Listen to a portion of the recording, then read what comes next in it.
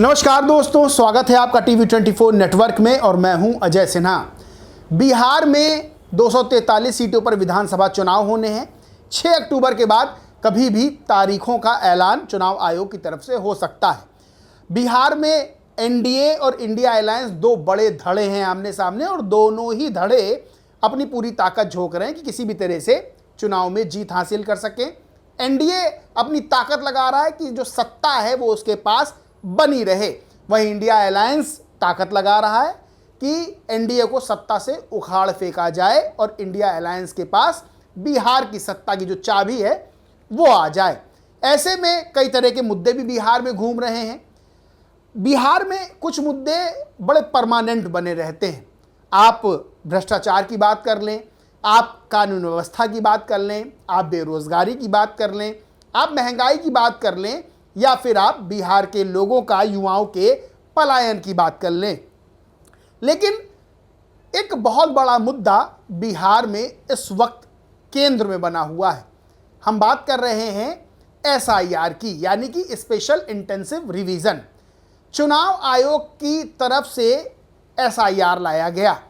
हिंदी में अगर बात करें तो मतदाता पुनरीक्षण अभियान, यानी कि जो वोटर लिस्ट होती है उसका पुनरीक्षण होगा, जांचा जाएगा कौन कौन से ऐसे वोटर हैं जो गड़बड़ वोटर हैं, उनको बाहर कर दिया जाएगा, ये चुनाव आयोग ने कहा। और इसको लाया गया, बाकायदा जो वोटर्स की लिस्ट है उसको चेक किया गया और 65 लाख का आंकड़ा सामने आया और 65 लाख मतदाताओं का जो नाम है, जो कि गलत वोटर्स थे, जिनका गलत नाम जुड़ा हुआ था, उनको हटाया गया।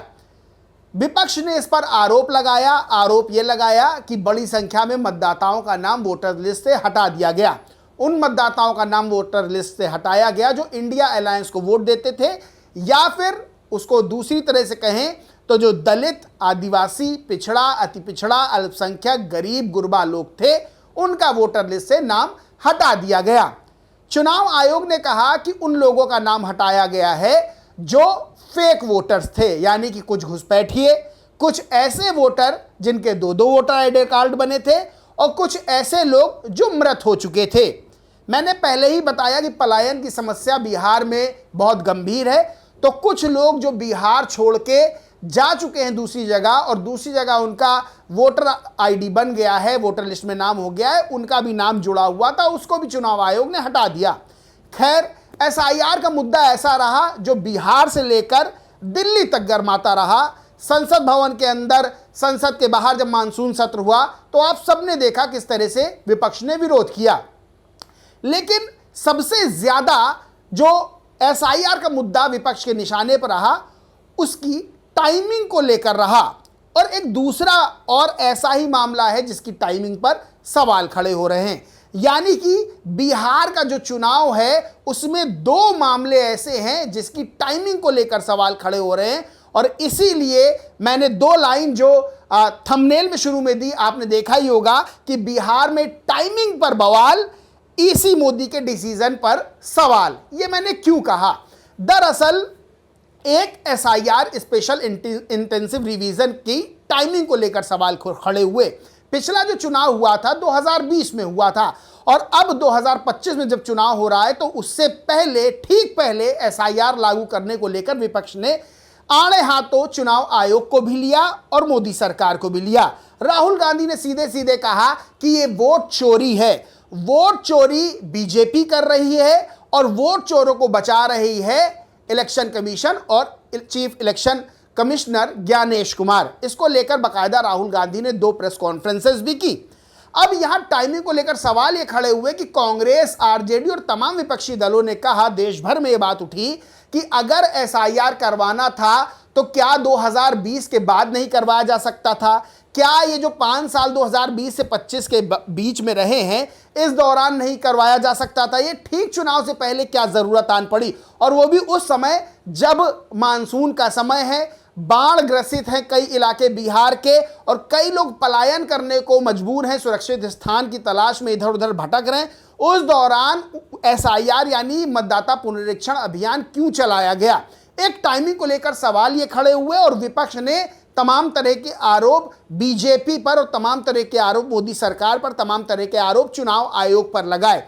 एक ये मुद्दा रहा। वहीं दूसरी बात जब कल की बताएं आपको कि प्रधानमंत्री नरेंद्र मोदी ने ऑनलाइन वीडियो कॉन्फ्रेंस की और वहां महिलाओं से बात की। महिलाओं से बात करते हुए उन्होंने 75 लाख महिलाओं के खाते में 10-10 हजार रुपए भेजे, ट्रांसफर किए।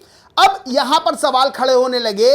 आपको बताएं जो 10-10 हजार रुपए गए हैं 75 लाख महिलाओं खाते में, उसमें टोटल जो खर्चा आया है 7500 करोड़ रुपए का।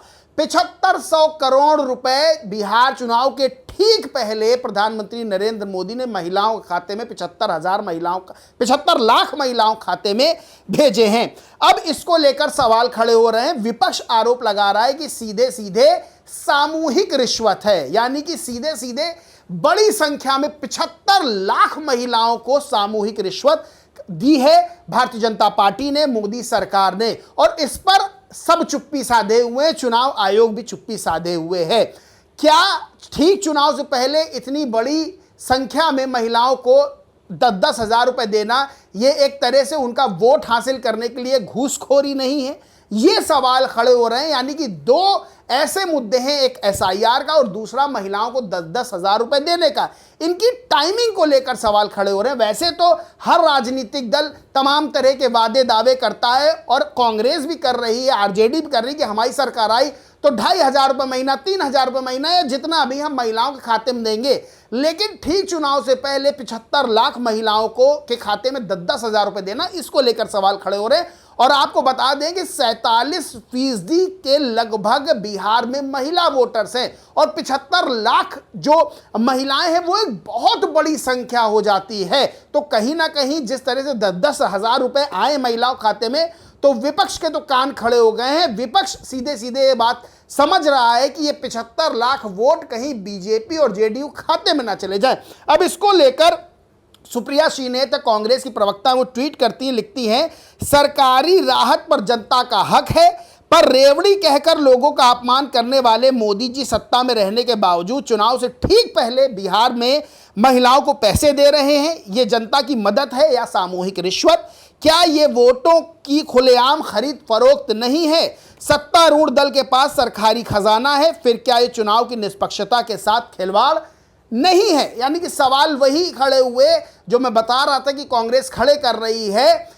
सुप्रिया श्रीनेत से सीधे सीधे कहा कि क्या ये सामूहिक रिश्वत नहीं है? क्या सामूहिक रूप से ये वो 75 लाख वोटों की खरीद फरोख्त नहीं है?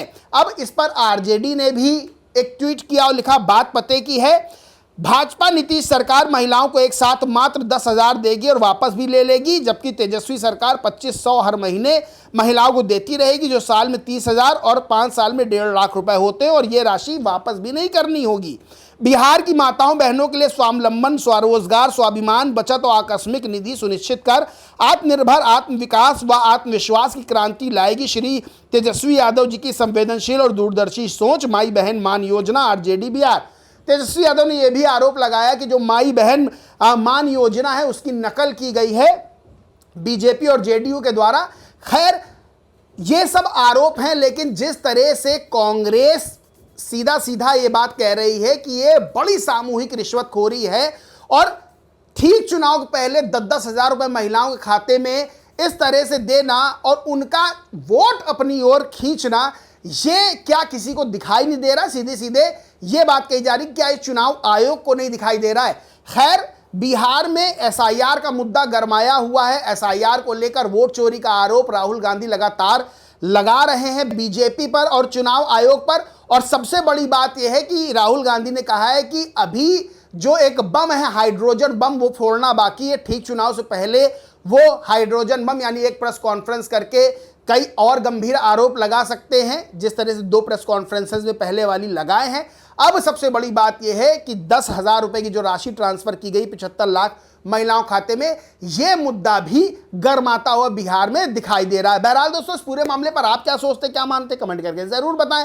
वीडियो अच्छा लगा तो लाइक करें, कुछ शेयर करें और चैनल को सब्सक्राइब नहीं किया तो सब्सक्राइब करके बेल आइकन जरूर दबा लें। धन्यवाद।